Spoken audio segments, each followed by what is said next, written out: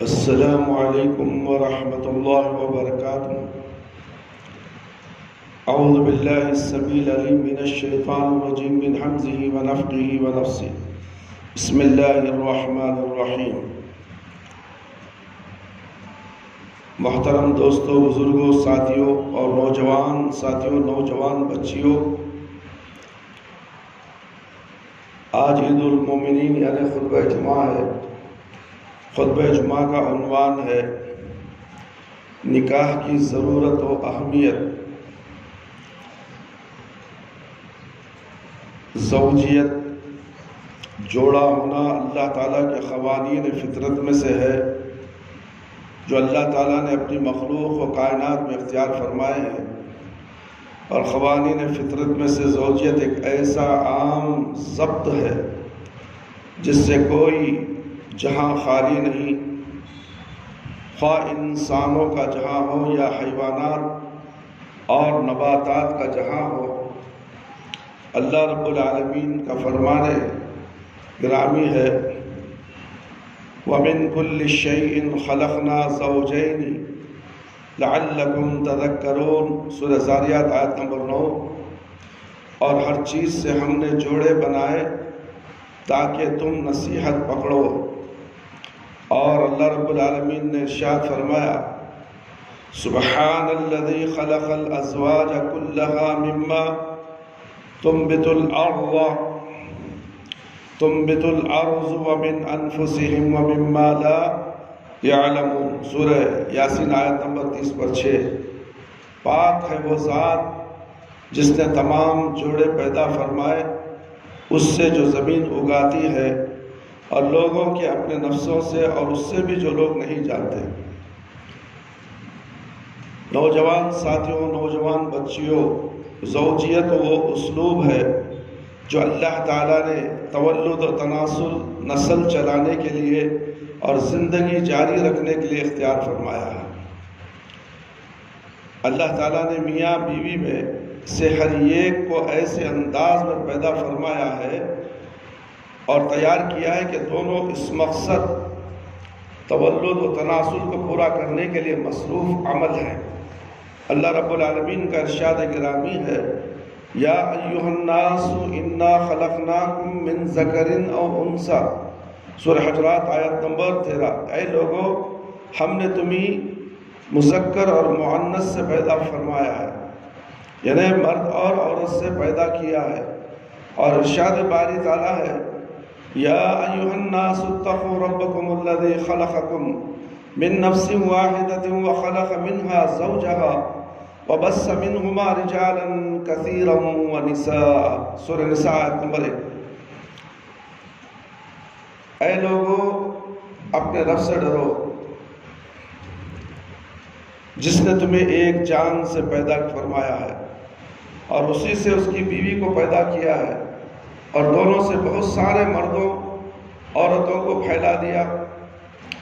اللہ تعالیٰ اس کو پسند نہیں کرتے کہ انسان بھی دوسری مخلوق کی طرح ہو اور اس کا سلسلہ تناسل آوارہ ہو، بے ضابطہ ہو، بلکہ اللہ تعالیٰ نے اس کے شاندار وقار کو ملحوظ رکھتے ہوئے نظام وضع فرمایا ہے، کیونکہ انسان اس لائق ہے کہ اس کے شرف و مرتبے کو محفوظ رکھا جائے۔ اللہ تعالیٰ نے مرد عورت کے باہمی ملاپ کو انتہائی باعزت باوقار بنایا ہے، اور جس کی بنیاد باہمی رضامندی اور ایجاب قبول پر ہے۔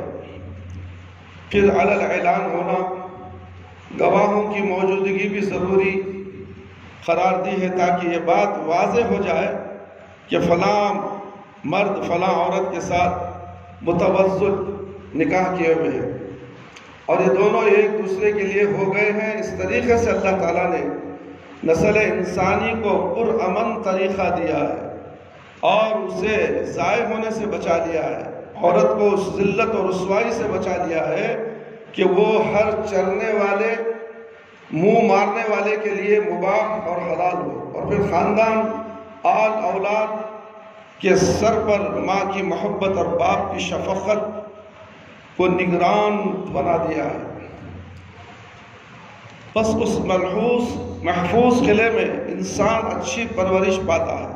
ماں باپ کی نگرانی میں میاں بیوی اچھی پرورش پاتے ہیں. ماں باپ بھی نہیں، بابا بھی نہیں، پرورش صحیح نہیں ہوتی وہ، اور خاندان کا پھل صحیح طور پر پک سکتا ہے. اللہ اکبر. یہی خاندانی نظام جس کی بنیاد شرع نکاح پر ہے، اللہ تعالیٰ نے پسند فرمایا ہے اور اسی پر اسلام کو باقی رکھا ہے، اور باقی سارے نظام باطل قرار دے کر گرا دیے گئے ہیں. فقہ السنہ اور نبی رحمت صلی اللہ علیہ وسلم کا ارشاد گرامی ہے، یا معاشر الشباب من استطاع منکم الماء ماعة الفتح فلیتزوجوا فإنه أعز للبصر وأحسن لفرج ومن لم يستطع فعليه بالصوم فإنه له وحاء. بخاری کتاب النکاح. اے نوجوانوں، تم میں سے جو نکاح کی طاقت رکھتا ہو وہ ضرور نکاح کرے، کیونکہ شادی سے انسان کی نظر نیچی اور شرمگاہ محفوظ ہو جاتی ہے، اور جو نکاح کی طاقت نہ رکھتا ہو، رشتہ نہ مل رہا ہو، یا حق مہر یا ولیمہ وغیرہ کے اخراجات نہ ہوں، تو اسے روزے رکھنے چاہیے، کیونکہ روزہ اس کے لیے بدکاری سے بچنے کے لیے ڈھال ثابت ہوتا ہے. میرے بھائی، میرے دوست اور خواتین اسلام، نوجوان ساتھیوں، نوجوان بچیوں، قرآن مجید پہ نظر ڈالی جائے تو پتہ چلتا ہے کہ 3 چیزیں باعث سکون ہوتی ہیں. پہلی کیا چیز؟ ایک بیوی خاوند کے لیے سکون کا باعث ہوتی ہے. چنانچہ قرآن مجید میں اللہ رب العالمین نے ارشاد فرمایا، ان خلق لکم من انفسکم ازواجا لتسکنوا الیہا. سورہ روم آیت نمبر 21. تم میں سے تمہارے لیے جوڑا اس لیے بنایا تاکہ تم سکون حاصل کرو. تم سکون حاصل کرو. ہر انسان کے لیے سکون کا باعث ہوتا ہے، اس لیے اس کو مسکن کہتے ہیں. جہاں انسان ٹہرتا ہے، ٹہراؤ کو سکون کہتے ہیں. میرے بھائی، میرے دوست، واللہ جعل لکم من بیوتکم سکنا. سورہ نحل آیت نمبر 80. آیت نمبر 80. اللہ تمہارے لیے تمہارے گھروں میں سکون رکھا ہے. اللہ اکبر. اللہ تمہارے لیے تمہارے گھروں میں سکون رہا. تو اس سے معلوم ہوا کہ انسان کو گھر میں بھی سکون ملتا ہے. اور تیسرا، اللہ تعالیٰ نے رات کو سکون کے لیے بنایا ہے. اللہ تعالیٰ فرماتے ہیں، هو الذی جعل لکم اللیل لتسکنوا فیہ. اور وہ جس نے تمہارے لیے رات بنائی تاکہ تم سکون حاصل کرو. اللہ نے رات بنائی سکون کے لیے. اب لوگ کیا کر رہے ہیں؟ کام کر رہے ہیں رات میں. یہ اللہ کی مخالفت کرنے والے انسان ہیں. اللہ تعالیٰ اس کمائی میں برکت نہیں دیتا. دیکھو کتنے لوگ راتوں میں کام کرتے ہیں، صبح میں 12-3 بجے تک سوتے ہیں. روشنی اللہ نے دی روزی کمانے کے لیے. روزی پھیل کر کماؤ. لات مارو اسی نوکری کو جو اللہ کی مخالفت کر رہی ہے. نوکری رات میں گھگو کی طرح بیٹھ کر کیمروں کے سامنے، ویڈیو کے سامنے نہ جانے کیا کیا یہ بیٹھ کر کرتا ہے. کس کے لیے کر رہا ہے؟ کیوں کر رہا ہے؟ یہ سوچے کہ میری کمائی میں بڑھوتری ہو، مگر نہیں بڑھوتری ہوتی. وہ اسی کا لکیر کا فقیر رہے گا، اور اگر دولت میں اضافہ بھی ہوا تو اس میں اللہ رب العالمین برکت شامل نہیں کر رہے. اس لیے کہ اللہ رب العالمین قرآن کی آیت نازل کر کے سورہ یونس میں 60 میں فرماتے ہیں، هو الذی جعل لکم اللیل لتسکنوا فیہ. وہ جس نے تمہارے لیے رات بنائی تاکہ تم سکون حاصل کر سکو. اللہ اکبر. کیا یہ آیت ان لوگوں کو معلوم نہیں ہے؟ معلوم ہے میرے بھائی، معلوم ہے. بہت سے لوگوں کو نہیں معلوم ہے. جسے معلوم ہے وہ جان بوجھ کر کرتا ہے، جسے معلوم نہیں انجانے میں کرتا ہے. اسے بھی چاہیے تھا کہ تحقیق کر لے یہ رات میں کام کرنا جائز ہے یا نہیں. ہر کام کے لیے تحقیق کرتا ہے، مگر یہ رات میں جو کام کرتا ہے اسے تحقیق کرنا پسند نہیں کرتا، اس لیے کہ نوکری ویسی ملی. اگر چھوڑ دو تو وہ بھی نوکری چلے جائے گا. نوکری دینے والا، روزی دینے والا اللہ کو نہیں سمجھا، اسے کسی کمپنی کے مینیجر کو یا مالک کو سمجھ گیا. بس یہاں سے مجھے روزی مل لیا تو یہ میرے لیے اللہ ہو گیا، یعنی میرے لیے خدا ہو گیا. تو یہ شرک اکبر ہے میرے بھائی، میرے دوست. یاد رکھو میرے بھائی، اللہ کے قانون کے خلاف ورزی ہرگز مت کرو۔ اگر تم کر دیے ہو تو توبہ استغفار کرو، فوراً نوکری چھوڑ دو، اللہ کو دوسری راستہ نکالے گا۔ تم اسی کو پکڑے رہو گے تو دوسرا کیا، تیسرا کیا، 10واں راستہ بھی نہیں نکلے گا تمہارے لیے۔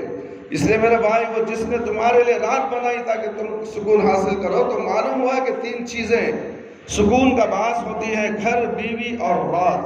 یاد رکھ لو، دماغ میں رکھو۔ ایسا نہیں ہے کہ میں کرتا شروع دوسرا ملا تو دیکھ لیتا، نہیں میرے بھائی، ایسا نہیں ہے۔ جتنا جلد ہو سکتا ہے اس سے سکون حاصل کرو، رات تمہارے لیے ہے۔ ورنہ تو رات میں بیوی آپ خاموش بیٹھے رہے گی، تم کمپیوٹر میں بیٹھے رہو گے۔ ایسے کتنے رشتے ٹوٹ چکے ہیں، طلاق کی نوبت آ گئی، خلا لے لی عورتیں۔ اللہ اکبر، تمہیں معلوم نہیں ہے، ہمارے پاس ہر طرح کی رپورٹیں آتی ہیں میرے بھائی میرے دوست۔ رات بھر کمپنی کا کام کرتا رہا، گھر میں کام کر رہا ہے، پھر بھی بزی، باہر جا کے رات میں کام کرتا کمپنی میں، پھر بھی بزی۔ بیوی اس کے سامنے کوئی حیثیت نہیں رکھتی۔ بیوی کا مقام بہت بڑا ہے میرے بھائی میرے دوست۔ میرے بھائی میرے دوست، سب سے اہم کام کیا ہے میرے بھائی؟ شادی کرنے والا عورت کون سی عورت کو تلاش کرے؟ نبی کریم صلی اللہ علیہ وسلم نے ضمن میں مرد کی رہنمائی یوں فرمائی ہے، وہ دین والی عورت کا انتخاب کرے، اس بنا پر وہ بیوی کی طرف سے پہنچنے والے ممکن مفاسد سے محفوظ رہے گا، اور اس انتخاب کے ساتھ وہ کامیاب رہے گا، اور اسے اپنی دلی مراد بھی پوری کر لے گا۔ یہ اس کے لیے مال کی طرف دیکھنے سے بہتر انتخاب ہوگا۔ مال کی طرف دیکھنے سے بہتر انتخاب یہ ہے کہ نیک بیوی کی طرف دیکھے۔ مال آئے گا چلا جائے گا، دولت آئے گی چلا جائے گی، حسن آئے گا چلا جائے گا، مگر سیرت جو ہے وہ ہمیشہ اس کے ساتھ باقی رہے گی۔ نیک بیوی ہمیشہ شوہر کا ساتھ دینے والی ہوتی ہے۔ جو شوہر کی نافرمان بیوی ہے وہ کبھی بھی ساتھ نہیں دینے والی، ہر وقت ہر قدم میں اس کی مخالفت کرے گی۔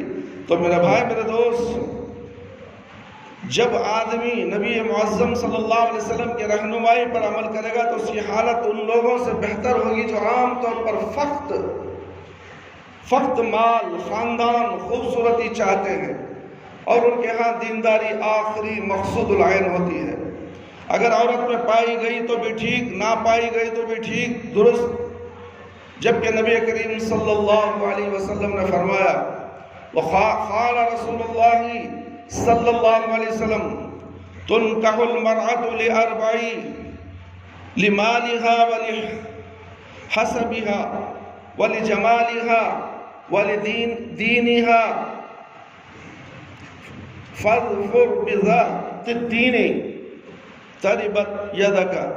صحیح بخاری کتاب النکاح۔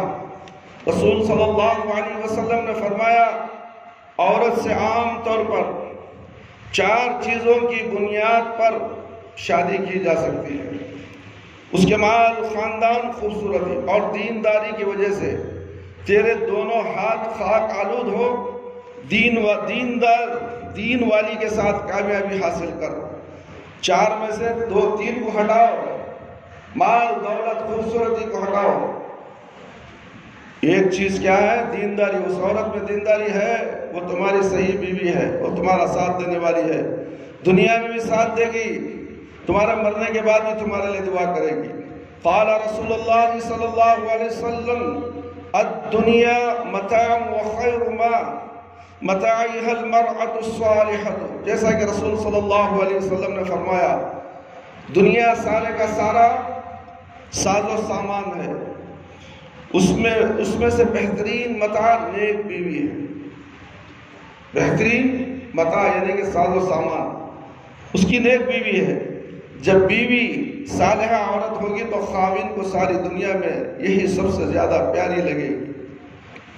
اللہ اکبر۔ میرے بھائی میرے دوست، ایک آدمی نبی کریم صلی اللہ علیہ وسلم کے پاس آیا اور عرض کیا، اے اللہ کے رسول صلی اللہ علیہ وسلم، مجھے ایک خاندانی مالدار اور اسٹیٹس والی عورت کے بارے میں معلوم ہوا، مگر وہ بانجھ ہے، کیا میں اس سے شادی کر لوں؟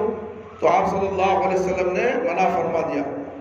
پھر دوسری مرتبہ آیا، اسی طرح کہا، پھر تیسری مرتبہ آیا، آپ صلی اللہ علیہ وسلم نے فرمایا، تزوج الودود فإنی مکافر بکم الامم۔ ابو داؤد کتاب النکاح، بہت زیادہ محبت کرنے والی، بہت زیادہ بچے جننے والی عورت سے شادی کرو، بے شک میں تمہاری کثرت سے دوسری امتوں پر فخر کروں گا۔ عربی میں ودود خاندان خاوند سے بہت محبت کرنے والی عورت کو کہتے ہیں، اور یہ اس کی قریبی رشتہ داروں سے پہچانا جا سکتا ہے، اور اسی طرح کنواریوں میں زیادہ بچے دینے والی پہچانی جاتی ہیں۔ اس کی ماں، اس کی دادیاں، خالائیں اور بہنیں وغیرہ دیکھی جاتی ہیں۔ توضیح الاحکام، نبی کریم صلی اللہ علیہ وسلم نے دیندار عورت سے شادی کرنے کی ترغیب دلائی ہے، اس لیے کہ جو عورت دیندار ہوگی، قرآن پڑھتی ہوگی، نماز روزے کی پابند ہوگی، اللہ اور اس کے رسول صلی اللہ علیہ وسلم کی اطاعت گزار ہوگی، تو خاوند کی اور اپنے سسرال اور خاوند کے رشتہ داروں کی عزت کرے گی، خاوند کے دکھ درد میں کام آئے گی، اس کے دکھوں میں کمی کرے گی۔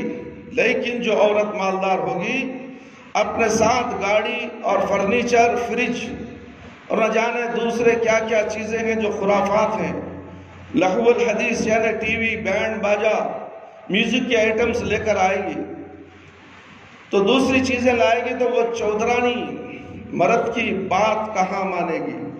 وہ گھر میں اپنے باپ کے پیسوں سے آئے گی، اپنے پیسوں کے باپ کے پیسوں کے اوپر راج کرے گی، شوہر کو پیر کی جوتی سمجھے گی، اور یہ شوہر مجبور رہے گا۔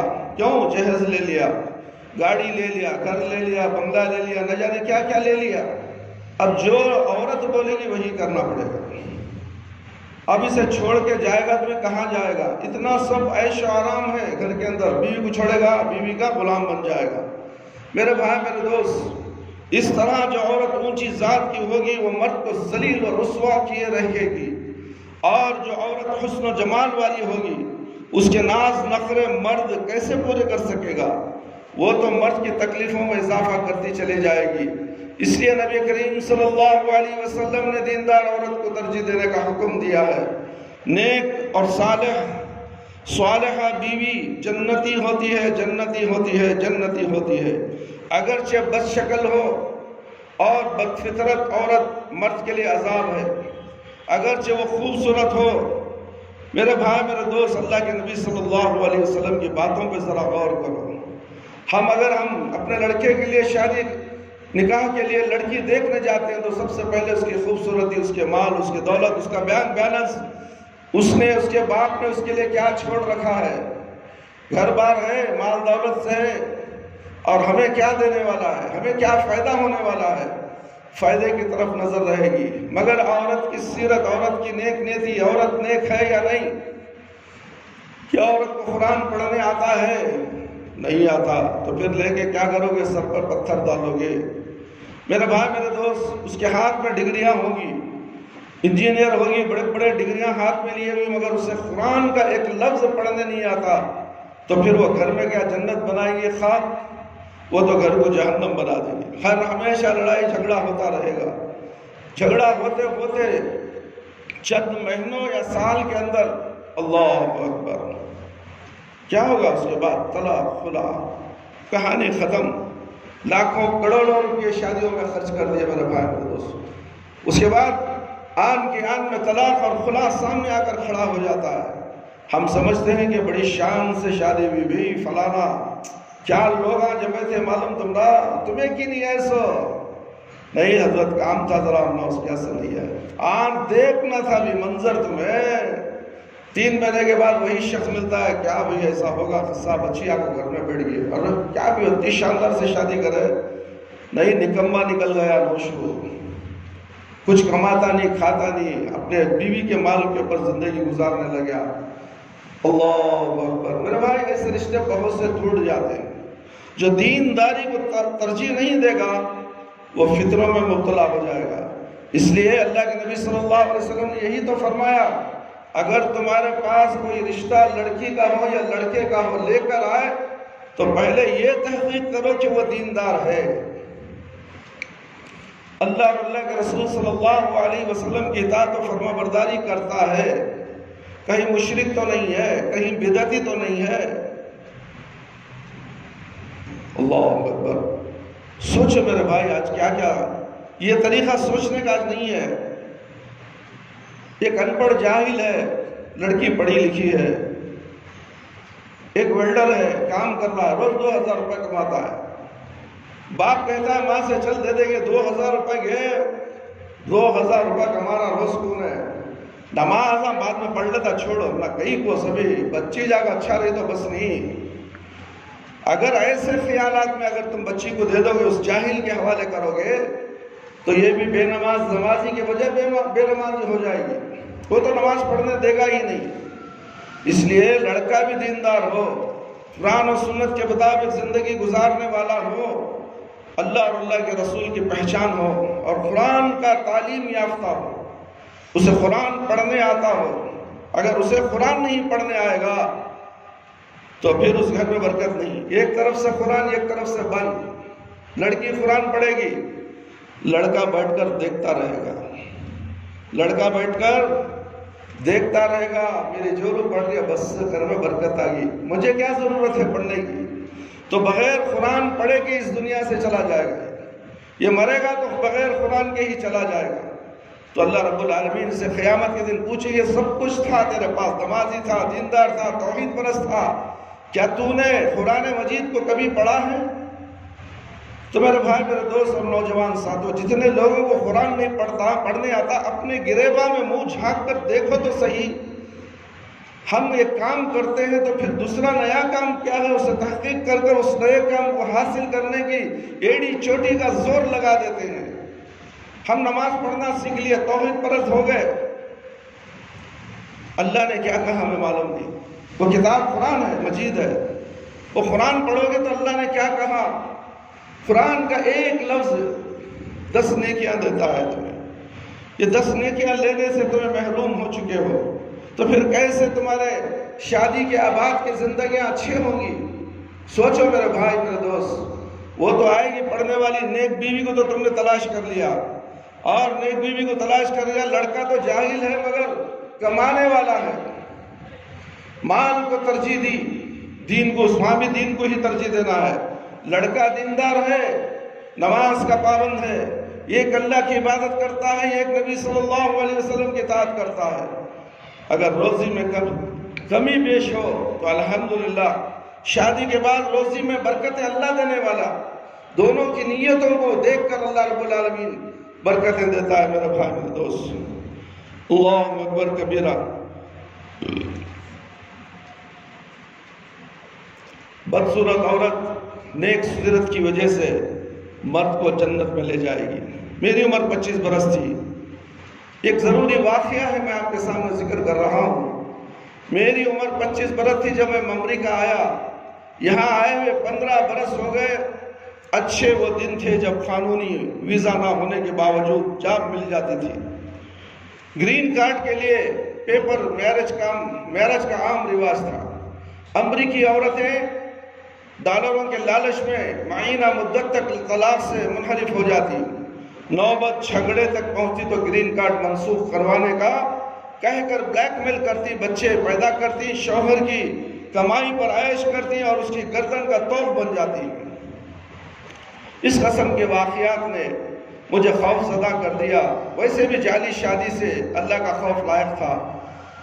ضمیر والا انسان بڑا خوددار ہوتا ہے. جمعہ کی نماز کے لیے مسجد جاتا. ایک روز امام مسجد، جس کا تعلق مصر سے ہے، اپنے دل کا مدعا بیان کیا تو انہوں نے کسی امریکی عورت سے، مسلمان عورت سے حقیقی شادی کا مشورہ دیا اور بتایا کئی عورتیں اسلام قبول کرتی ہیں اور انہیں شادی کے مسائل درپیش آتے ہیں. اسلام قبول کرنے والوں میں سیاہ فام عورتیں، سیاہ فام قوم کی اکثریت ہے. انہوں نے مجھے ایک سیاہ فام عورت کا رشتہ بتایا جسے قبول اسلام کی سزا میں عیسائی والدین نے گھر سے نکال دیا، اور وہ مسجد کے قریب کسی مسلمان فیملی کے گھر ایک کرائے کے کمرے میں مقیم ہے اور اسلامی اسکول میں جاب کرنے لگی ہے. اگر تم اسے سہارا دے دو تو اللہ بھی راضی ہوگا اور تمہاری رہائش قانونی بھی ہو جائے گی. میں نے اس خاتون کو دیکھنے کی خواہش ظاہر کی. امام صاحب نے کہا مغرب کی نماز کے بعد آ جانا، میں اس سے تمہاری ملاقات کرا دوں۔ تمام رات سوچتا رہا کہ اگر سیاہ فام عورت سے شادی کر لی تو خاندان والے ذلیل کر دیں گے۔ تمہیں امریکہ میں کوئی گوری نہیں ملی، اگر کالی ہی کرنا ہی تھی تو پاکستان میں کیا کمی تھی، ہندوستان میں کیا کمی تھی؟ جیسے جملے کانوں میں گونجنے لگے۔ خالہ کی لڑکی کا خط چھوٹا ہونے کی وجہ سے رشتے سے انکار کر دیا تھا، اب کوئی جینے نہیں دے گا، نفس نے پریشان اور امریکہ قانون سے سولی پر لٹکا تھا۔ دوسرے روز بعد نماز مغرب امام صاحب مسجد سے متصل باورچی خانے میں لے گئے، جہاں وہ عورت میز پر بیٹھی ہمارا انتظار کر رہی تھی۔ اس نے سیاہ برقع جسے عرف عام میں عبا کہتے ہیں اور نقاب پہن رکھا تھا۔ امام صاحب نے تعارف کرواتے ہوئے کہا یہ سسٹر صفیہ ہے۔ سلام کے بعد اس نے نقاب کشائی کی تو میرا دل دھڑام سے سینے سے باہر آنے کو تھا۔ اگر میں کرسی کو نہ تھام لیتا تو دبلی پتلی نہایت سیاہ اور خوبصورت کہنا بھی درست نہ ہوگا۔ اللہ کی تخلیق تھی، لہذا کوئی بری بات بھی منہ سے نہیں نکال سکتا۔ 6 منٹ چند منٹ کی سلام و دعا کے بعد لڑکھڑاتے قدموں سے گھر آ گیا۔ میرے بھائی، میرے دوست، ہم کو مردوں کو رنگت کا احساس کمتری کا کیا کم ہے کہ صورت بھی بھلی نہ ملے۔ خالہ کی لڑکی حور لگنے لگی۔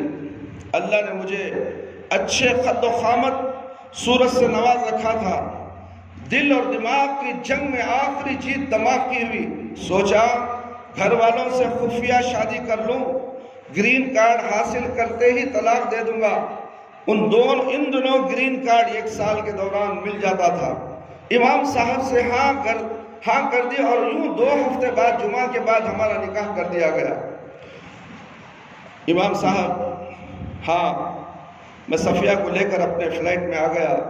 دل پر جبر کر کے شب و روز بیتنے لگے۔ صفیہ کو میری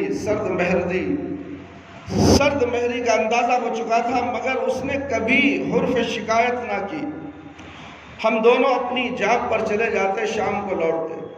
وہ امریکی طرز کا کھانا پکاتی، میرے سامنے میرے میز پر سجاتی، گھر کے تمام کام کرتی۔ اس کے ہونٹوں کی جنبش سے ذکر الہی کی مہک آتی رہتی۔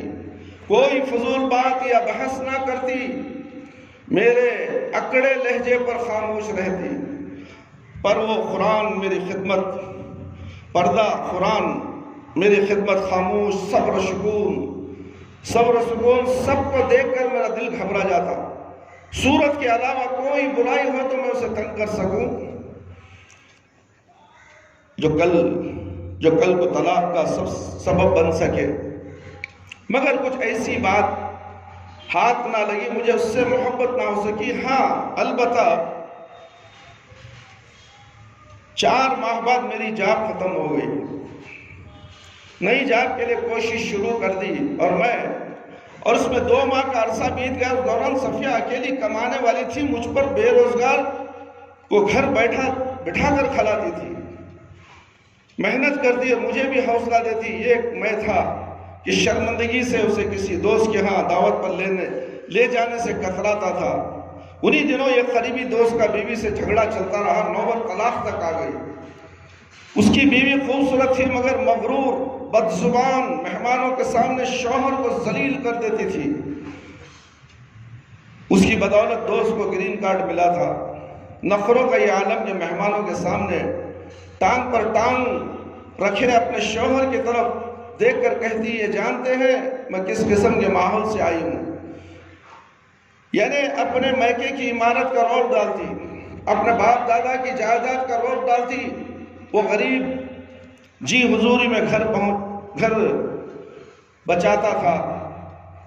دوست کو سمجھانے گیا تو بولا، یار گھر عورت بناتی ہے، بچاتی ہے، جس گھر کی بنیاد لالچ پر ہو اسے لاکھ سہارا دو، دیواریں گرتی چلی جاتی۔ گرین کارڈ جہنم بن گیا ہے میرے لیے۔ میرے سسرال والوں کو ڈاکٹر داماد چاہیے تھا، یہ لوگ بھی یہاں شفٹ ہوئے ہیں اور میں بھی۔ فرق اتنا ہے کہ ہاں ڈالر بولتے بولتے اور میں بھی متوسط گھر سے تعلق رکھتا ہوں، جانا اپنے ملک جانا پسند نہیں کرتی، کبھی چلے جائیں تو جانتے ہی گاڑی کا تقاضا کرتی، جبکہ میرے بھائی کے پاس موٹر سائیکل ہے اور مجھے ٹیکسی پر ہر جگہ جانا پڑتا ہے۔ انڈیا آئے تو شوہر کے گھر والوں کے پاس کار نہیں ہے، سائیکل موٹر ہے، اگر اس کو جانا ہے تو بس میں جائے گا یا تو آٹو میں جائے گا، اور وہ جانا چاہتی ہے کاروں میں، کیونکہ کاروں میں گھومی پھری ہے نا۔ میں ہوں یا امریکہ میں اس عورت نے مجھے ذلیل کر دیا، ڈاکٹر کی بیگم تو بن گئی ہے مگر میری بیوی نہیں بن سکی۔ یار ہم دونوں نے گرین کارڈ کے لالچ میں شادی کی ہے، مگر تم خوش نصیب ہو جسے نیک عورت ملی ہے۔ اسلام کی پسند ہے جبکہ ہمیں اسلام ناپسند کرتا ہے۔ جمال اور مال نے مجھے کہیں کا نہیں رکھا، تم کمال کی قدر کرو، اسی میں جمال ہے۔ بھابھی کی قدر کرو، مجھے بھی معاف کر دو جس نے تیری شادی پر مذاق اڑایا تھا۔ دوست کی حالت زار نے میرے دل کی شمع روشن کر دی۔ زمین کو جھنجھوڑا اور گھر جاتے ہی میں نے پہلی بار مسکرا کر صفیہ کی طرف دیکھا۔ اس نے حیرت سے امریکی انداز میں کہا، کیا جاب مل گئی ہے؟ نہیں تم مل گئی ہو۔ جاب تو نہیں ملی، تم مل گئی ہو۔ اللہ نے ہمیں ایک بیٹا دیا۔ اس کی پیدائش اور گرین کارڈ ملنے کے بعد والدین کو اصل صورتحال سے آگاہ کیا۔ اب گرین کارڈ ملنے کی صورت میں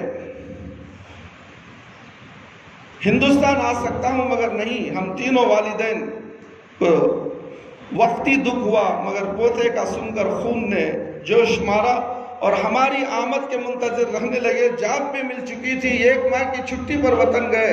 صفیہ نے حسب عادت برقع اوڑھ رکھا تھا۔ انڈیا سے گاؤں جانے میں 5 گھنٹے لگتے ہیں۔ گاؤں جانے میں گھر پہنچ کر صفیہ کے ساتھ وہی سلوک ہوا جس کا مجھے یقین تھا۔ اس پنجابی نے، وہ پنجابی نہیں تھی مگر چہروں کی زبان کون نہیں جانتا، وہ صبر کرتی رہی لیکن ایک لفظ شکایت کا نہ کہا۔ والدین نے میرے ولیمہ اور پوتے کے عقیقے کی خواہش پوری کی۔ ماں اور بھابھی کی نسبت باپ اور بھائی نے صفیہ کو قبول کیا اور اس کی سیرت کو سراہا۔ ماں بھی خاموش تھی مگر بھابھی نے سب کے سامنے کہہ دیا، تیری بیوی کو برقع اوڑھنے کی کیا ضرورت ہے؟ کون اس کی طرف دیکھے گا؟ نقاب کا حسن چھپانے کے لیے اوڑھتے ہیں۔ اس جملے کے روز بعد ہم ہوائی اڈے پر تھے۔ میں اپنی باکمال بیوی کو مزید جہنم میں نہیں رکھ سکتا تھا۔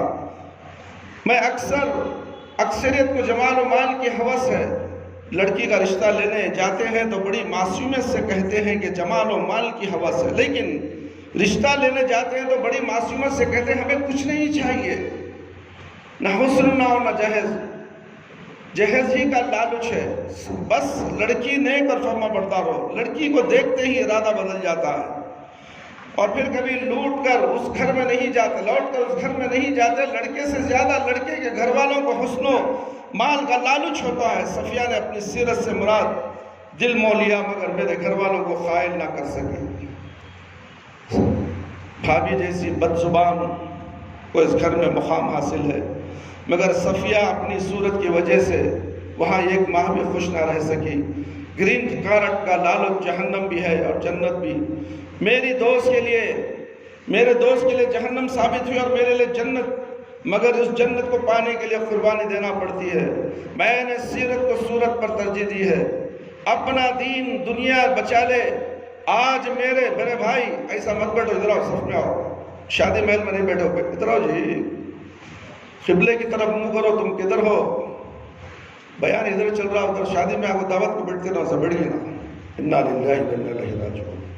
میرے بھائی، میرے دوست، مگر صفیہ اپنی صورت کی وجہ سے وہاں 1 ماہ بھی خوشی سے نہ رہ سکی۔ گرین کارڈ کا لالچ جہنم بھی ہے اور جنت بھی ہے۔ میرے دوست کے لیے جہنم ثابت ہو اور میرے لیے جنت، مگر اس جنت کو پانے کے لیے قربانی تو دینا پڑتا ہے۔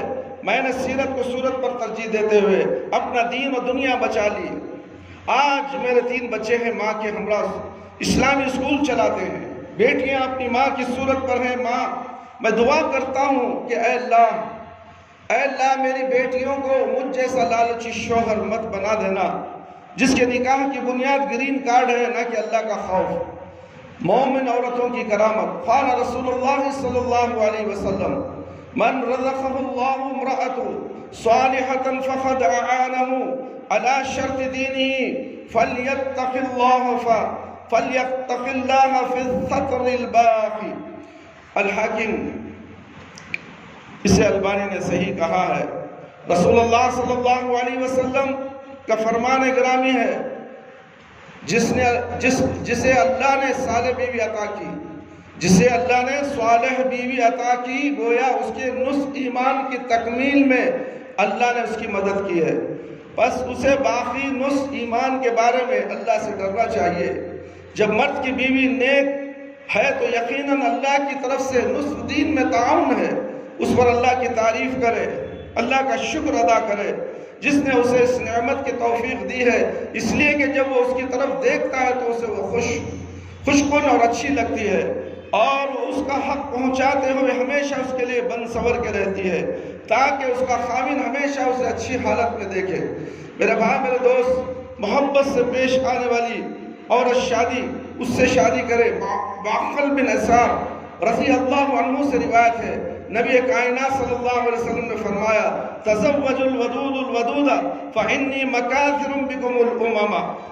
ابو داؤد کی روایت ہے، تم اس عورت سے شادی کرنا جو محبت کرنے والی یعنی خوش اخلاق ہو اور بچے پیدا کرنے کی صلاحیت رکھتی ہو، کیونکہ قیامت کے دن تمہاری کثرت کی وجہ سے دوسری امتوں پر فخر کروں گا۔ جو عورت خاوند سے محبت کرنے والی خوش اخلاق ہو، اس سے شادی کرنے میں انسان کے فائدے ہی فائدے ہیں، جبکہ منہ پھٹ بد اخلاق بد زبان دراز عورت اپنے خاوند، سسرال اور خاندان کے لیے درد سر و جہنم بن جاتی ہے۔ ایسے گھرانے طلاق کی طرف چلے جاتے ہیں، خلا کی طرف چلے جاتے ہیں، یا تو عاملوں کے پیچھے بھاگتے ہیں۔ میرا شوہر میری بات نہیں مان رہا تو ساس بلا لے کر جاتی ہے عامل کے پاس، 23 گھنٹے بانٹ دیتی ہے، 20 اس کو شوہر کا دماغ خراب کر دیتی ہے، یہاں تک کہ اس شوہر کو بیمار بھی کر دیتی ہے، ماں باپ سے ٹکڑے ٹکڑے کر کے گھر سے الگ بھی کروا دیتی ہیں۔ ایسے کتنے واقعات ہمارے آنکھوں کے سامنے موجود ہیں میرے بھائی، میرے دوست۔ بد اخلاق عورت یہی تو کرے گی، میرا شوہر مجھ سے نہیں چاہ رہا، ان کے اماں باپ کے ساتھ چاہتا ہے، بہن کے ساتھ محبت رکھتا ہے، میرے سے کم ہی محبت رکھتا ہے، تو آپ کسی کو کرنا۔ بازو گھر والی بولتی ہے کھڑو جی میں ایک جگہ بلا لے جاتی ہوں، تم نہ ایسی جگہ بلا لے جاؤ، تعویذ دلاتی ہوں، دیکھو تمہیں تماشا دیکھو۔ اس کے بعد میرے بھائی، میرے دوست، وہ تماشا کیا ہوتا ہے معلوم؟ وہ عامل جن کو بھیج دیتا ہے، پھر چند دن کے بعد وہ تو لڑائیاں ڈالے گا میاں بیوی میں، اس کے بعد شوہر کو الگ کرے گا، پھر بیوی کے اوپر بھی قبضہ کر لے گا۔ جن میرے بھائی، میرے دوست، ہمارے پاس ایسے بہت سے واقعے آتے ہیں، ہم ان کا علاج کرتے ہیں، قرآن سے علاج کرتے ہیں میرے بھائی، میرے دوست۔ اس سے ہمیں بہت سے واقعات کا علم ہمیں ہے، اسی لیے ہم چاہتے ہیں کہ ہم کہتے ہیں نوجوان ساتھیوں سے، نیک سیرت والی عورت سے شادی کرو، مال اور دولت، صورت، خوبصورتی سب چھوڑ دو، دیندار ہے عورت، قرآن اور حدیث کی تعلیم حاصل کر ہے، 5 وقتہ نمازی ہے، اللہ کے سامنے ہاتھ اٹھا کر دعا کرنے والی ہے۔ ہاں، اگر خوبصورتی میں کمی ہے پھر بھی کوئی بات نہیں، اسے قبول کر لو، وہی تمہارے لیے جنت ہے، دنیا میں بھی اور آخرت میں بھی۔ میرے بھائی، میرے دوست، اللہ رب العالمین نے فرمایا جو عورت خاوند سے محبت کرے خوش اخلاق ہو، جس طرح عورت محبت کرنے والی ہو اور بچے جننے کے قابل ہو، اس طرح کوئی شخص اپنی بہن بیٹی کا رشتہ اس شخص سے نہ کرے جو بد اخلاق ہو، اولاد جننے کے قابل نہ ہو۔ جس اولاد سے رشتہ کرنا چاہتا ہے اس کی شکل و صورت، چال چلن، سیرت کو اچھی طرح پرکھ لے، ایسا نہ ہو کہ جلد بازی میں رشتے ہو جائے اور بعد میں پچھتانا پڑے۔ میرے بھائی، میرے دوست، جابر رضی اللہ عنہ فرماتے ہیں، رحمت للعالمین صلی اللہ علیہ وسلم نے ارشاد فرمایا، اذا خطب احدکم المرأة فإن استطاع أن ينظر منها ما يدعوه إلى نكاحها فليفعل۔ ابو داؤد نکاح، کتاب النکاح۔ انسان کو چاہیے کہ جس عورت سے شادی کرنے کا خواہش مند ہو، اس کو خود دیکھ کر یا خاندان کو کسی عورت کے ذریعے اس کی شکل و صورت پر مطمئن ہو جائے، ایسا نہ ہو کہ بعد میں حالات خراب ہوں۔ میرے بھائی میرے دوست، ولی کی اجازت کے بغیر نکاح نہیں ہوتا۔ عائشہ رضی اللہ عنہ فرماتی ہے کہ رسول ثقلین رحمت کوئینین صلی اللہ علیہ وسلم نے ارشاد فرمایا، ایما امرأتی فنکحت بغیر اذن ولیہا فنکاحها باطل۔ ابو داؤد کتاب النکاح۔ جس عورت نے اپنے ولی کون ہوتا ہے؟ والد یا چچا۔ ولی والد یا چچا اور متولی جب بغیر نکاح کر لیا تو اس کا نکاح باطل ہے۔ اکثر عورتیں شادی کرنے کے لیے دوست احباب کو لے کر کورٹ میرج کر لیتی ہیں، وہ نکاح نہیں ہے، اس لیے کہ اللہ کے نبی صلی اللہ علیہ وسلم فرما رہے ہیں کہ ولی کا ہونا لڑکی کے لیے ضروری ہے۔ اور آج کتنے مسلمان لڑکیاں غیر قوموں کے ہاتھوں بک رہی ہیں، بھاگ رہی ہیں، ماں باپ کو چھوڑ کر بٹو لگا کر ہندو بن کر ہندو لڑکوں سے شادیاں کر رہی ہیں، اور مسلمان دیکھتے کھڑے ہو گئے۔ کالجوں کا حال اٹھا کر دیکھو، کالجوں میں جاؤ دیکھو، اختلاط کی تعلیم ہوتی ہے، مرد اور عورتیں دونوں ایک ساتھ ملے جلے پڑھتے ہیں۔ اور کسی ایسا ادارہ بھی ہوگا جہاں پر لڑکے الگ ہوں گے، لڑکیاں الگ ہوں گی، مگر باہر ملاقات ہوتی ہے، آنکھوں میں بات ہو جاتی ہے، کالج میں بیٹھے اس کے بعد بس اسٹاپ کے اندر نگاہ رکھو، اے باپو، اے بچیوں کے بھائیوں، اپنی بہن پہ نگاہ رکھو، اے باپو اپنے بیٹی پر نگاہ رکھو۔ تم نے تو کالج کو بھیج دیا کہ میری بچی بہت سیرت والی ہے، برقع پہن کر جاتی ہے، نقاب۔ کتنے عورتیں، کتنے لڑکیاں بس اسٹاپ پر میل ملاپ ہوتے، اس کے بعد مال کو چلے جاتے ہیں، کیفے کو چلے جاتے ہیں، چائے کافی، اس کے بعد نہ جانے اس کے بعد کیا کیا ہوتا ہے۔ آج کل زنا کرنے کے بہت سے طریقے ایجاد ہو چکے ہیں، ان طریقوں میں یہ ملوث ہو جاتی ہیں، پھر بھی گھر میں صاف ستھری سیرت والی ستی ساوتری بن کر گھر میں پھرتی ہے، گھومتی ہے۔ مگر دیکھو تو صحیح، نگاہ رکھو، کیوں تم کالج کو نہیں لے جا سکتے؟ پھر کالج سے واپس تم گھر نہیں لے جا سکتے، یا کسی معتبر آدمی کو رکھ کر اسے آنے جانے کا انتظام کر نہیں سکتے؟ کر سکتے مگر فرصت نہیں ہے۔ میرے بھائی فرصت تو نہیں ہے، آج فرصت ہی تو نہیں ہے انسان کے پاس، سب کچھ ہے، مال ہے، دولت ہے، گھر ہے، بیلنس ہے، عیش و آرام ہے، فرصت نہیں ہے کسی اپنی بیوی اپنی بچی کی حفاظت کرنے کی، اپنے بیوی کی حفاظت کرنے کی، اپنے آپ کی حفاظت کر کے 5 وقت نماز پڑھنے کی فرصت نہیں ہے۔ صرف جمعہ کو نماز پڑھتا ہے یہ ناہنجر انسان، فرصت نہیں ہے۔ حضرت پڑھ لے تو بعد میں، یہ بعد میں پڑھنے کس نے سکھایا؟ تمہارے باپ نے سکھایا، دادا نے سکھایا، یہ دادا کا دین ہے، یہ دین تو اللہ نے دیا ہے۔ اللہ نے کہا کہ اول وقت میں نماز پڑھو، 5 وقت نماز پڑھو، اپنی نمازوں کی حفاظت کرو۔ تم نے نمازوں کی حفاظت کی، تم اپنی بیٹیوں کی حفاظت نہیں کر سکتے تو تم اپنی نمازوں کی حفاظت کہاں سے کرو؟ اللہ تعالیٰ وہاں کا نقصان یہاں تمہیں نقصان میں مبتلا کر رہا ہے، تم دنیا سے بے نمازی ہو کر چلے جاؤ گے۔ اللہ اکبر اللہ۔ میرے بھائی میرے دوست، ایک شیواجی نگر میں ایک پیشنٹ کو دیکھنے گیا تھا، بہت پریشان تھا، بار بار اصرار کر رہے تھے مجھے، اچھا خاصا آدمی تھا، 80-90 کلو کا وزن دار انسان 15 کلو کا ہو چکا ہے۔ جب میں اسے دیکھا تو ڈرے ہوئے پلنگ میں سو رہا تھا، میں نے اسے سلام کیا، پھر اٹھایا، اسے بٹھایا، باہر ہال میں لے کے آئے۔ اتنا بھیانک انسان تھا میرے بھائی میرے دوست، چہرہ کالا ہو چکا تھا، اس کے ہاتھ پیر کالے ہو چکے تھے، ہاتھوں میں داغیں آ گئی تھیں، 1 مہینے سے کھانا نہیں کھا رہا تھا، پانی نہیں پی رہا تھا، گولیاں بھی نہیں کھا رہا تھا، اتنی حالت خراب تھی۔ میں اکثر باہر علاج کے لیے نہیں جاتا، جو بھی علاج کو آتے ہیں اس مسجد میں علاج کو آتے ہیں، مگر اس نے اتنا اصرار کیا، حضرت 1 مرتبہ آ کر آپ دیکھ لو۔ ویسے تو شیواجی نگر میں بہت ہیں، مگر تمہاری بات اور ہے میرا حضرت، آپ آ جاؤ حضرت، میں آپ کو لے جاؤں گا، لے کر آ کر چھوڑوں گا۔ بڑی عزت کرنے کے بعد میں اللہ کو راضی کرتے ہوئے کسی کا میرے جانے سے کسی کو فائدہ ہو جائے، اللہ کے حکم کو مانتے ہوئے میں نے گھر پہ گیا، دیکھا، بٹھایا، اس کے بعد رقیہ کیا، میں 1.5 اوور رقیہ کیا اس کو۔ تقریباً 1 گھنٹہ پڑھنے کے بعد اس کے پیر دونوں بھی ہلنے لگ گئے، آٹومیٹک ہلنے لگ گئے۔ بہت پریشان تھا بیچارہ، تو اس کے پیروں میں جن بیٹھا ہوا تھا، یہ تمام بیماری کا اثر جن کا تھا۔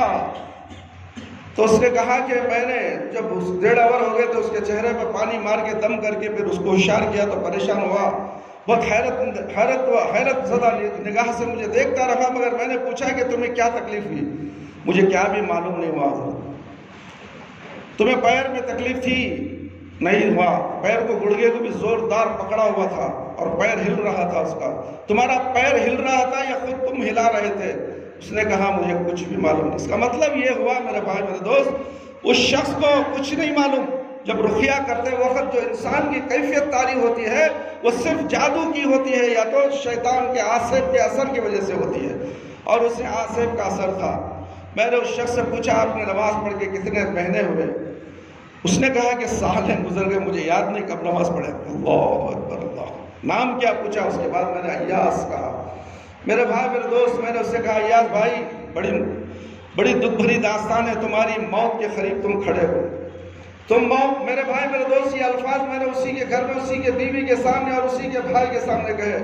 مجھے ڈر کس بات کا میرے بھائی میرے دوست؟ میں تو اللہ سے ڈرنے والا ہوں۔ میں نے کہا اس سے اے ایاس بھائی، آپ کی زندگی کفر میں چلے گئی، اسی لیے شیطان تمہارے پر زیادہ مسلط ہوگا۔ کاش کہ تم نماز پڑھ لیتے، کاش کہ تم ذکر کر لیتے، دواؤں کا استعمال کرتے، مگر اس شیطان نے تمہیں نماز پڑھنے نہیں دیا، اور تم نے پہلے سے تو بے نمازی تھے۔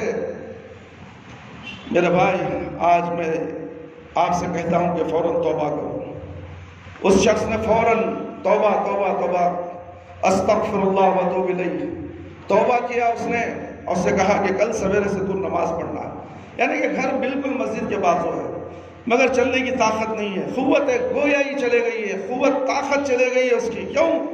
اللہ کا نافرمان میرے بھائی نماز نہیں پڑھتا تھا۔ ہم نماز چھوڑ کر ہم سمجھتے ہیں کہ ہم طاقتور ہیں، نہیں، اللہ ڈھیل دے دیا ہے، اللہ ڈھیل دے دیا۔ مگر اس کو دیکھو، یہ کتنا بڑا انسان، موٹا تازہ تھا۔ اس کا بھائی فوٹو دکھایا تو میں حیرت زدہ ہو گیا، جب ہاتھ یہ اٹھایا تو پورا چمڑا اتنی دور تک لٹک رہا ہے اس کا۔ سوچ کو دیکھو، خالی ہڈی نظر آ رہی ہے، چمڑا ایسا لٹک رہا ہے ایسے ہوا کی طرح۔ تو کتنا موٹا تھا رہا، چمڑا دیکھو پورا چمڑا باہر آ گیا۔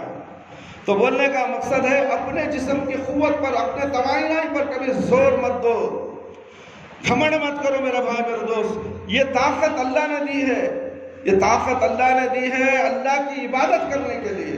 ہم عبادت چھوڑنے کی وجہ سے نتیجہ کیا نکلا؟ میں نے پھر بھی اس شخص کو بول کر آیا تھا تم باقاعدہ نماز کی پابندی کرو، انشاءاللہ پھر کل آؤں گا، پھر اور 1-2 دن آؤں گا، انشاءاللہ تم کھانا پینا شروع کرو گے اللہ کے حکم سے۔ مگر تم موت کی دہلیز پر پاؤں رکھے ہو، آج سے نماز پڑھو، اگر نماز نہیں پڑھے تو بے نمازی کی حالت میں اس دنیا سے چلے جاؤ۔ مرنا تو ہے ایاس بھائی، مرنا تو ہے ہی، مرو نمازی کی حالت میں مرو۔ جو تم نے پچھلے نماز نہیں پڑھی، توبہ کرنے کی وجہ سے اللہ رب العالمین تمہارے پورے گناہ معاف کرنے والا ہے۔ اب نماز کا خیال کرو میرے بھائی، میں بتاتا ہوں۔ میں دوسرے دن نہیں جا سکا مصروفیت کے، تیسرے دن بھی جا نہیں سکا، چوتھے دن وہ شخص مغرب کے بعد مجھے فون کرتا ہے، کیا حضرت میں آپ کو لینے آؤں؟ میں نے کہا عشاء کے بعد آ جاؤ۔ عشاء کے بعد میں 9:15 تک انتظار کرتا رہا، پھر اچانک فون آیا کہ ابھی تھوڑی دیر پہلے اس شخص کی روح قبض ہو چکی ہے۔ اللہ اکبر، کیا منظر تھا میرے بھائی میرے دوست۔ میں اس آدمی کو دیکھا ہوں میرے بھائی میرے دوست، اس کی فوٹو بھی دیکھ لیا، اس کی زندگی کو بھی دیکھا میں نے۔ اس کی بیوی تڑپ رہی تھی، اللہ کر کے اچھا ہو گیا تو ہمارے شوہر اچھا ہوتا۔ میں نے کہا سب اچھا کرنے والا اوپر بیٹھا ہے وہاں، اللہ شفا دینے والا۔ میرے بھائی میرے دوست، بولنے کا مقصد یہی ہے کہ ہم اللہ کے عبادت گزار بندے بن جائیں، شرک سے پاک ہو جائیں، بدعت سے پاک ہو جائیں، کسی عامل کے پیچھے نہ پڑے، کسی تعویذ گھنٹے کے چکر میں نہ پڑے۔ جو بھی تکلیف آئی اللہ رب العالمین سے مدد مانگے، اللہ رب العالمین دینے والا ہے۔ میرے بھائی میرے دوست، جس عورت نے اپنے والد یا چچا وغیرہ متعلق کے بغیر نکاح کیا تو اس کا نکاح باطل ہوگا۔ اس حدیث سے نبوی کے روز سے اگر کوئی عورت اپنے والدین کی اجازت کے بغیر نکاح کرنے پر آمادہ ہو جاتی ہے تو آج اسے نکاح کر رہی ہے تو کل اسے طلاق لے کر دوسری جگہ نکاح کر سکتی ہے، اور وہ عورت ہر جائی بھی ہو سکتی ہے۔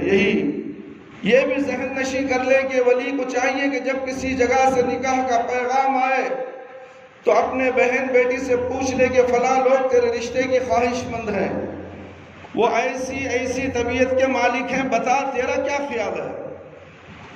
جو لوگ شادی کی تمام رسومات ادا کرنے کے بعد لڑکی سے قبول یا عدم قبول کا سوال کرتے ہیں، وہ سراسر ظلم کا ارتکاب کرتے ہیں، کیونکہ ایسے موقع پر عورت خودکشی تو کر سکتی ہے، لیکن اگر اسے وہ رشتہ قبول نہ ہو تو انکار ختم نہیں کر سکتی۔ انکار تو شادی سے پہلے کر سکتی ہے کہ یہ ایسے حالات ہیں، تو پھر اس حالات کا نتیجہ اس کے سامنے کیا آنے والا ہے، وہ سوچتی ہے، سمجھتی ہے، پھر کہتے ہیں کہ ابا جان مجھے وہاں نکاح نہیں کرنا ہے۔ آپ زبردستی نہیں کر سکتے، لڑکی کی شادی زبردستی سے نہیں، بہن کی شادی بھائی اپنی بہن کو کسی غیر دیندار سے زبردستی سے شادی نہیں کر سکتا۔ دیندار کو ترجیح دو، دنیا دار کو ترجیح مت دو میرے بھائی میرے دوست۔ اور ایسی بہت سی مثالیں ہمارے سامنے موجود ہیں۔ اگر خالص اسلام کا مطالعہ کیا جائے تو معاشرتی لحاظ سے سب سے آسان اور سستے وہی دو ہی مسئلے نظر آئیں گے، ایک شادی بیاہ کا مسئلہ، دوسرا مرگ اور وفات کا۔ لیکن دور حاضر میں یہی وہ مسئلے تمام مسائل سے اہم، مہنگے اور مشکل بن چکے ہیں۔ اس کی وجہ محض گردش ایام نہیں بلکہ خود ہمارا رویہ ہے۔ ہم لوگوں نے خود ہی بیسوں جاہلانہ رسومات کی پیوند کری کر کے اپنے معاشرے کے لیے ان گنت مشکلات کا سامان پیدا کر دیا ہے۔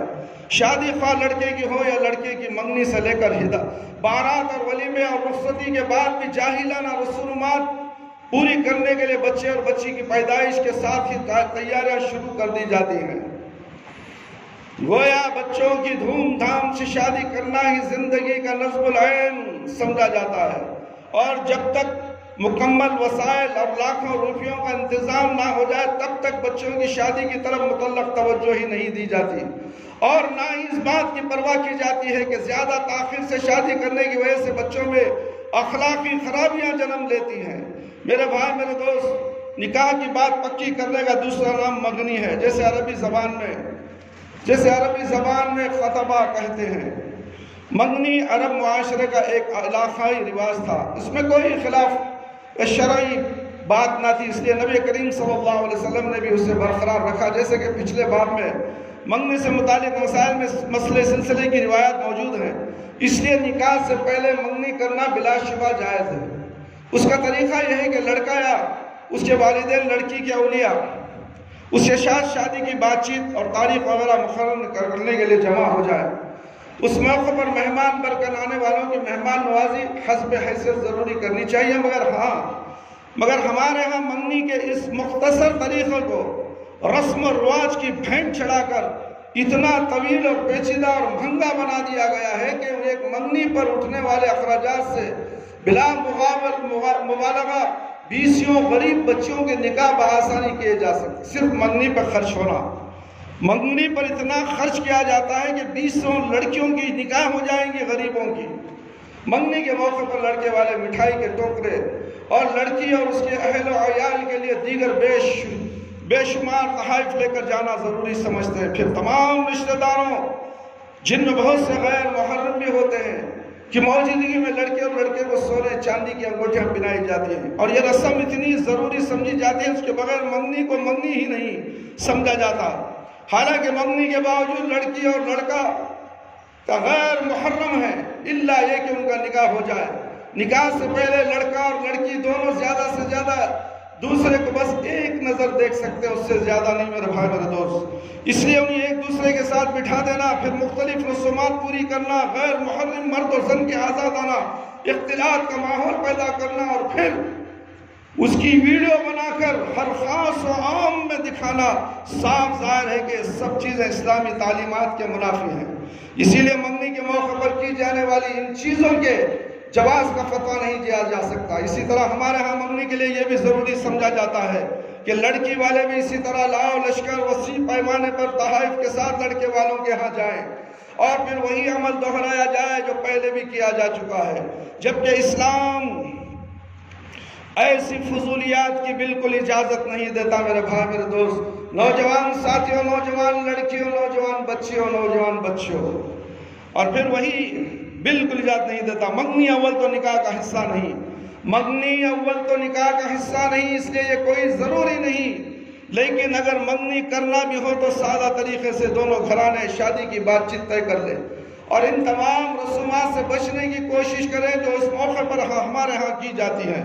شادی سے کچھ دن پہلے لڑکے والوں کی طرف سے عورتیں دلہن کے لیے مہندی لے کر جاتی ہیں میرے بھائی میرے دوست، اسی طرح لڑکی والوں کی طرف سے دلہا کے لیے مہندی بھیجی جاتی ہے۔ مہندی بھیجنے کا انتظام اسی طرح کیا جاتا ہے جس طرح بہت پہلے جلوس کا کیا جاتا تھا۔ پھر مہندی کی رسم میں ناچ گانے پھر بھرپور اہتمام کیا جاتا ہے۔ اگرچہ دلہن کو مہندی لگانا جائز ہی نہیں بلکہ مستحب بھی ہے، لیکن اس کے لیے تمام رشتہ داروں کا اجتماع، کھانے پینے کا انتظام، ناچ گانے کا انتظام کرنا اسلامی تعلیمات کے صاف منافی ہے، جبکہ دلہا مرد کے لیے بطور زینت مہندی کا استعمال درست نہیں، کیونکہ یہ عورتوں سے مشابہت ہے اور صنف مخالف سے مشابہت کرنے سے نبی کریم صلی اللہ علیہ وسلم نے سخت منع فرمایا ہے اور اس پر لعنت بھیجی ہے۔ جو لڑکیوں کی طرح مہندی لگاتا ہے اس پر اللہ کے نبی صلی اللہ علیہ وسلم نے لعنت بھیجی ہے۔ لگاؤ مہندیاں، کتنے لگاتے لگاؤ، لعنتوں کے مستحق ہو، جب تک کلر رہے گا لعنت معمولی چیز ہے۔ اللہ اکبر، تمہاری عبادت نہیں قبول ہوتی، تمہاری نماز قبول نہیں ہوتی، تمہاری دعائیں قبول نہیں ہوتی۔ مہندی لگاتے عورت بن جاؤ، بنگڑیاں پہن لیو، لہنگا پہن لیو، چولی پہن لیو، پھر سر کے پر پھول لگا لو۔ میرے بھائی میرے دوست، بولنے کا مقصد کیا ہے؟ مقصد یہ ہے تمہیں ہوشیار کرنا ہے، تمہیں آگاہ کرنا ہے۔ شادی کے موقع پر ایک طرف دلہا کو دوسری طرف دلہن کو گھروں میں تیار کر کے بٹھا دیا جاتا ہے، پھر جتنے دوست احباب عزیز و اقارب مہمان کی حیثیت سے آتے ہیں وہ کچھ نہ کچھ رقم دلہا یا دلہن کو دیتے ہیں، اسے سلامی کہا جاتا ہے۔ سلامی کی رسم دراصل شادی کرنے والوں کے ساتھ ایک تعاون، ان کی شادی کی خواہش کا ایک تحفہ ہے۔ اسلام اس بات کی تو حوصلہ افزائی کرتا ہے کہ مستحق لوگوں کے ساتھ بھرپور تعاون کیا جائے، مگر تعاون کی یہ شکل جسے اسلام سلامی کہا جاتا ہے اس میں کئی ایک قباحتیں بھی ہیں، جیسے کہ کسی دور میں ہو سکتا ہے کہ سلامی کا طریقہ باہمی تعاون کا ذریعہ رہا ہو، مگر اب اسے شادی کی ایک ایسی رسم بنا لیا گیا ہے کہ انتہائی مالدار گھرانہ بھی سلامی وصول کرنا ضروری سمجھتا ہے۔ اگر یہ مستحق لوگوں کے ساتھ تعاون ہے تو پھر کم از کم مالداروں کو تو اس سلسلے میں اپنا رویہ بدلنا چاہیے، مگر اس کے لیے آمادہ نہیں۔ کسی کے ساتھ تعاون کا اسلامی طریقہ یہ ہے کہ موقع آنے پر آپ حسب حیثیت جو کچھ دوسرے کے لیے کر سکتے ہیں ضرور کریں، مگر سلامی کہ مروجہ طریقے پر یہ ضروری سمجھا جاتا ہے کہ ایک صاحب نے دوسرے کی شادی کے موقع پر جو کچھ دیا تھا اب یہ اس سے بھی کم نہیں بلکہ زیادہ دے، قطع نظر اس سے کہ اس کے حالات میں اس کی اجازت دیتے ہیں یا نہیں، اور اگر کسی وجہ سے ایسا نہ کیا جائے تو دوسرا فریق اسے مستقل لڑائی کا ذریعہ بنا لے گا۔ اس پہلو سے سلامی کا مروجہ طریقہ کمینگی و خست سے کم نہیں، بلکہ اس سے بڑھ کر کمینگی کیا ہوگی کہ اس موقع پر شادی والا گھرانہ باقاعدہ رجسٹر کر لیتا ہے جس میں ان سب لوگوں کے نام درج ہوتے ہیں جنہیں اس گھر والوں کی طرف سے مختلف موقعوں پر سلامیاں دی گئی ہوں، اور جن گھروں سے سلامی کے جواب میں اچھی سلامی آ جائے وہ تو ٹھیک ہے، اور جن کی طرف سے سلامی نہ آئے یا تھوڑی آئے ان سے ناراضگی کا اظہار کیا جاتا ہے۔ سلامی میں عام طور پر نقد پیسے دیے جاتے ہیں، جبکہ باقی چیزوں کی حیثیت ثانوی ہوتی ہے، اور یہ رسم اس انداز سے پوری کی جاتی ہے اس میں واضح طور پر یہ ریاکاری اور نام و نمود نمائش ہو جاتی ہے۔ اب کسی کے ساتھ تعاون کرنے کا یہ مطلب نہیں کہ آپ اپنی اس نیکی پر ریاکاری کا اظہار بھی کریں۔ بعض لوگ سلامی کو تحفے کی حیثیت سے بیان کرتے ہیں، لیکن ہمارے رائے میں اس کا اندازہ تحفے کا ہرگز نہیں ہے میرے بھائی میرے دوست۔ علاوہ ازیں تحفہ دینا بلا شبہ جائز ہے، مگر اس میں بھی ضروری ہے کہ بغیر کسی لالچ نمائش اور مطالبے کی حسب حیثیت تحفہ دیا جائے۔ مروجہ سلامی چونکہ اوپر بیان کی گئی چیزیں شامل ہیں اس لیے اسے تحفہ یا خیاس نہیں کیا جا سکتا، جبکہ تحفے کی شکل میں ہی بالکل الگ ہے۔ خلاصہ یہ کہ سلامی کا مروجہ طریقہ ہر لحاظ سے قابل اعتراض ہے۔ اگر تو کسی کے ساتھ تعاون مقصود ہے تو یہ کہ اللہ کے رضا کے لیے ہونا چاہیے، ضرور ہونا چاہیے کہ مگر سلامی کے انداز سے نہیں بلکہ صدقہ اور انفاق فی سبیل اللہ کے انداز سے۔ کوئی سلامی دیتا ہے تو یہ صدقہ جاریہ سمجھ کر دے، یا تو فی سبیل اللہ، اللہ کے لیے میں نے اس کی مدد کی ہے، بس۔ شادی کے موقع پر لڑکے والے حسب ضرورت چند متعلقہ لوگوں کو لے کر لڑکی والوں کے گھر جاتے ہیں، مہمان ہونے کی حیثیت سے ان کے ہاں کھانا بھی کھا سکتے ہیں، مگر سینکڑوں کی تعداد میں دور نزدیک کے تمام رشتہ داروں، دوستوں، بچوں، بوڑھوں، عورتوں پر مشتمل بسوں اور گاڑیوں کا قافلہ لے کر لڑکی والوں کے ہاں جانا اور وہاں گل چھڑے اڑانا اسلام کی سادہ پاکیزہ تعلیمات کے اکثر منافی ہے، بلکہ ہمارے ہاں بارات کے موقع پر دوسرے فریق کو بدنام اور ذلیل کرنے کے لیے طرح طرح کی عجیب حرکتیں بھی کی جاتی ہیں۔ میرے بھائی، میرے دوست، بارات کے ساتھ گانے بجانے، بینڈ باجے کا اہتمام کرنا گناہ کا کام ہے۔ بینڈ باجے، سارنگیاں، طبلے، ڈھول، ٹھمکے وغیرہ کو صحابہ کرام رضی اللہ عنہم نے مثلا عبداللہ بن مسعود رضی اللہ عنہ، عبداللہ بن عباس رضی اللہ عنہ وغیرہ نے لغو الحدیث یعنی فضولیات و لغویات میں شامل کی ہے، تفسیر الطبری۔ اور اس کے بارے میں قرآن مجید میں اللہ رب العالمین نے ارشاد فرما دیا، ڈھول بجانے والوں، میلاد کے نام میں ڈھول بجایا جاتا ہے، اللہ کی پیدائش کے نام میں ڈھول بجایا جاتا ہے، بیٹی کی شادی میں ڈھول، بیٹے کی شادی میں ڈھول، یہ تو ہندوانہ رسم و رواج ہے نا، ان کی شروعات پیدائش سے لے کر مرنے تک ڈھول پر ختم ہوتی ہے، وہ لوگ ڈھول پر ہی ختم ہوتے ہیں، تم کیوں ان کا طریقہ استعمال کرتے ہو؟ اسی لیے اللہ رب العالمین نے فرمایا وَمِنَ النَّاسِ مَن يَشْتَرِي لَهْوَ الْحَدِيثِ لِيُضِلَّ مِنْ عَنْ سَبِيلِ اللَّهِ بِغَيْرِ عِلْمٍ وَيَتَّخِذَهَا هُزُوًا أُولَٰئِكَ لَهُمْ عَذَابٌ مُّهِينٌ۔ سورہ لقمان آیت نمبر 6۔ اور لوگوں میں سے بعض ایسے بھی ہیں جو لہو الحدیث یعنی لغویات خریدتے ہیں تاکہ بے علمی کے ساتھ لوگوں کو اللہ کے راستے سے گمراہ کریں اور اسے ہنسی مذاق بنائیں۔ یہی وہ لوگ ہیں جن کے لیے رسوا کن والا عذاب تیار ہے۔ میرے بھائی، میرے دوست، رقص و موسیقی اور بینڈ باجے وغیرہ نبی کریم صلی اللہ علیہ وسلم نے سختی کے ساتھ منع فرمایا ہے، بلکہ ایک حدیث میں ہے لَيَكُونَنَّ مِنْ أُمَّتِي أَقْوَامٌ يَسْتَحِلُّونَ الْحِرَ وَالْخَمْرَ وَالْمَعَارِفَ۔ اللہ اکبر، صحیح بخاری کی روایت ہے۔ جاؤ میلاد والوں کو تو بولو تو صحیح، صرف پٹک لو، بولو میرے بھائی، تم گنگے کیوں ہوتے ہو؟ یہ حدیث سنو، یہ قرآن کی آیت سنو، اللہ کے نبی کا نام کا جھنڈا لے کر ڈھول بجاؤ، ڈی جے بجاؤ، گانے گاؤ، ناچو۔ اللہ اکبر، اسلام کا بیڑا غرق کر کے رکھ دیا مسلمانوں۔ آج یہی حالت ہماری دعائیں فلسطین والوں کے لیے قبول نہیں ہوتی، کیوں؟ ہمارا کردار ویسا ہے، ہمارا کردار ویسا ہے، ہم نمازی بھی نہیں ہے، نہ مسلمان ہے، نہ کچھ ہے، بس نام کے مسلمان بن کر زندگی گزار رہے ہیں۔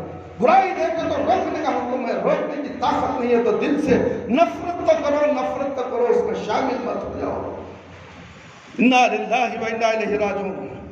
میرے بھائی، میرے دوست، اللہ رب العالمین نے فرمایا لَيَكُونَنَّ، اللہ کے نبی صلی اللہ علیہ وسلم نے فرمایا میری امت میں ایسے بدبخت ہوں گے جو شرمگاہ، زنا، ریشم، شراب اور سازوں کو حلال کر لیں گے۔ سازوں یعنی میوزک کے آئٹمز، اس کو حلال کر لیں گے۔ میرے بھائی، میرے دوست، اللہ سے ڈرو، ان تمام برائیوں سے بچو۔ اسے بھی شادی کا حصہ سمجھ لیا گیا ہے، حالانکہ اس کی کوئی ضرورت نہیں، نہ کوئی تک، بلکہ اس میں ایک طرف اگر غیر قوموں کی مشابہت ہے تو دوسری طرف ریاکاری کا شائبہ، اس لیے اسے بھی اجتناب بھی کرنا چاہیے۔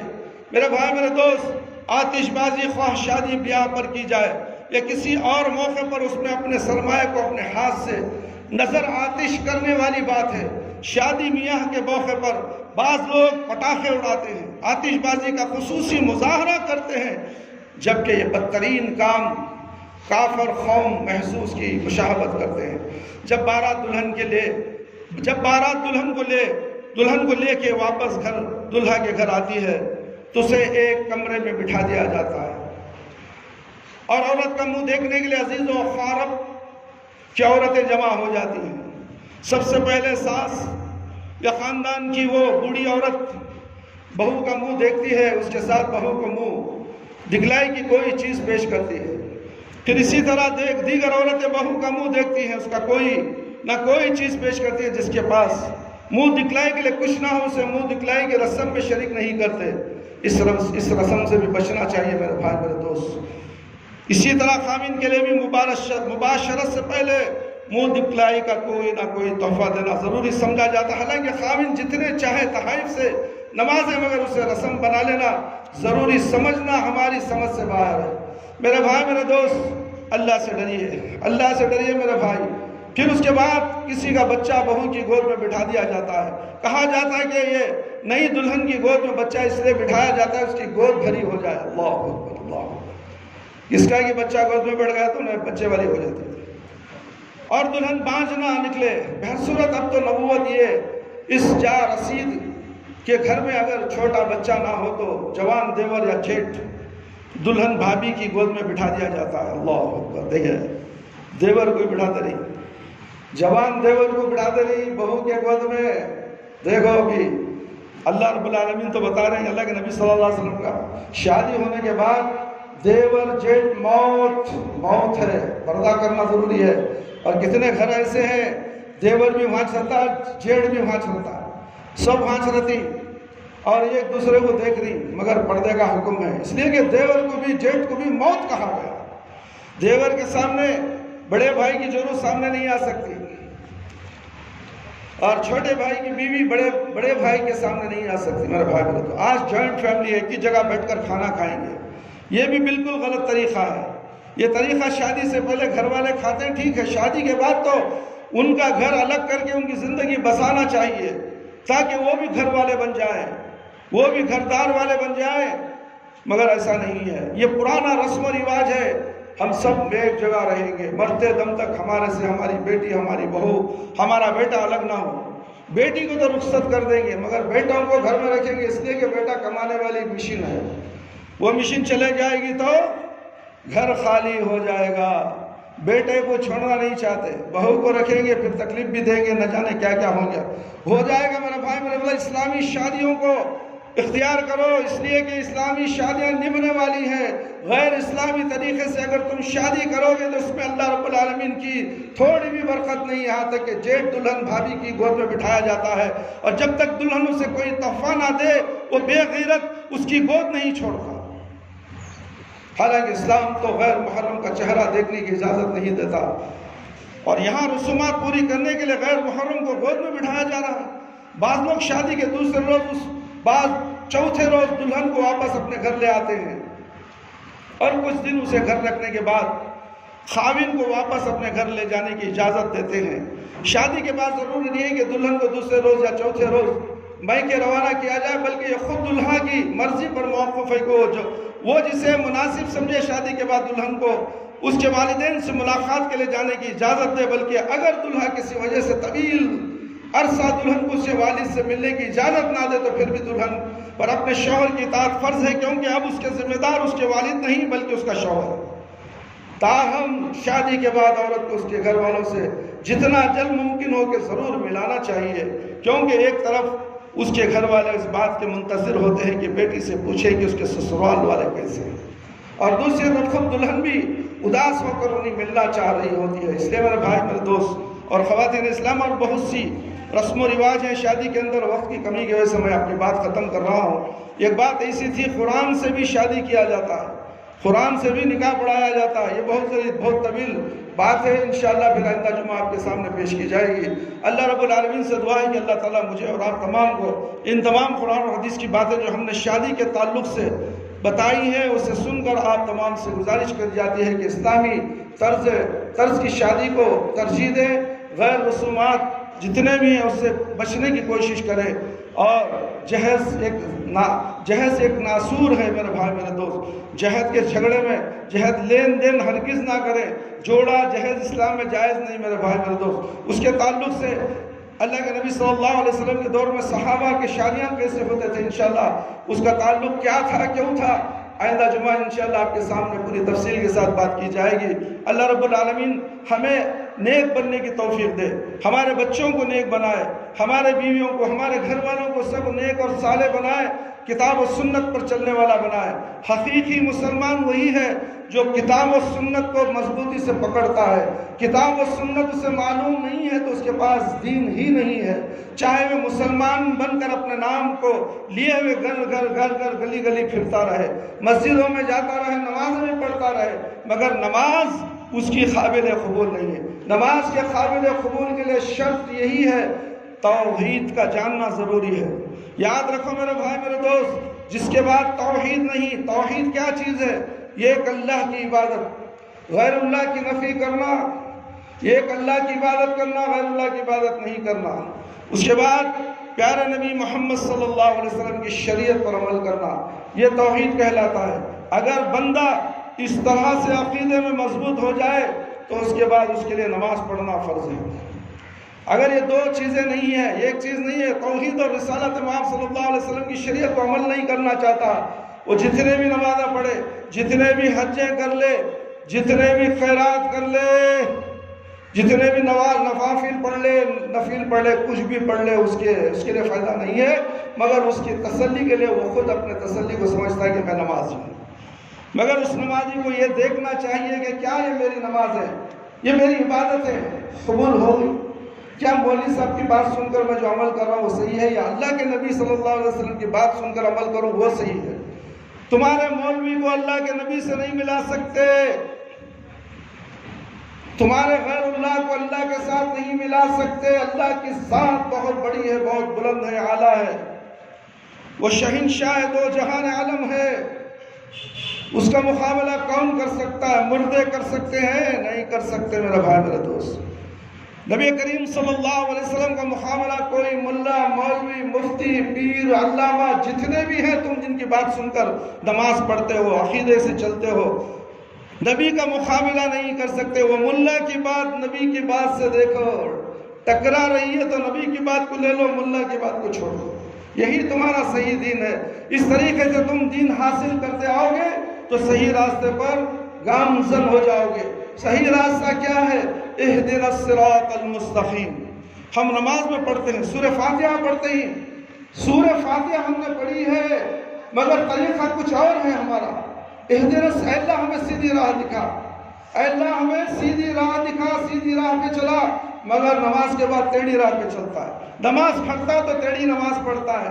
نماز میں اللہ نے حکم دے دیا نبی جیسی نماز پڑھو، اہدنا الصراط المستقیم۔ اگر تم اللہ کی بات مانے تو نبی جیسی نماز پڑھے ویسے ہی پڑھے گا۔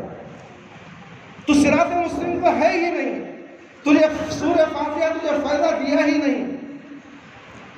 اہدنا الصراط المستقیم، ایاک نعبد، اللہ ہم تیری ہی عبادت کرتے ہیں، وَإِيَّاكَ نَسْتَعِينُ، اللہ ہم تیرے سے مدد مانگتے ہیں۔ پھر جا رہا درگاہ میں، بابا مدد کرو، یہ کہیں تو پڑھے سورہ فاتحہ، وہاں بھی کھڑ کر سورہ فاتحہ پڑھتا ہے، اللہ سے مدد مانگتا ہے، اللہ کی عبادت کر، تم بتا اللہ کی درگاہ میں کھڑ کر عبادت کر۔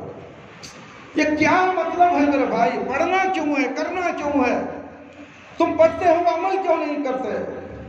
غور کرو، الفاظوں پہ غور کرو، ترجمہ پڑھو، قرآن پڑھو، ترجمہ پڑھو، جہالت کی زندگی مت گزارو۔ اسی طرح تم جہالت کی زندگی گزارو گے، تمہاری موت آ جائے گی، تم خبر کے اندر کیا دیکھو گے؟ آگ کا گھڑا دیکھو گے۔ دین وہی ہوگا جو اللہ کے نبی صلی اللہ علیہ وسلم نے بتایا۔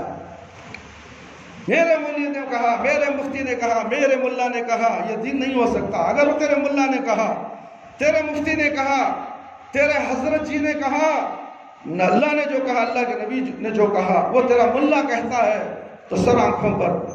اگر تیرے ملے کی، تیرے حضرت جی کی بات اللہ اور اللہ کے رسول سے ٹکراتی ہے، طریقہ غلط ہے، اللہ کے نبی کا طریقہ الگ ہے، تیرے ملا جو کہتا ہے وہ طریقہ آتا ہے، تیرے ملے کی بات کو چھوڑ دے، اللہ اور اللہ کے رسول کی بات کو پکڑ لے۔ یہی تو ہے اصل دین۔ اصل دین سے جو ہٹتا ہے وہی فرقوں میں بڑھ جاتا ہے۔ میرے بھائی، اصل دین ایک اللہ کی عبادت، ایک نبی صلی اللہ علیہ وسلم کو اطاعت، یہ تم کر لو تو تم کامیاب ہو جاؤ گے، دنیا میں بھی کامیاب، مرنے کے بعد بھی کامیاب، خبر میں بھی کامیاب، پل صراط میں بھی کامیاب، میدان حشر میں، آخرت میں بھی کامیاب۔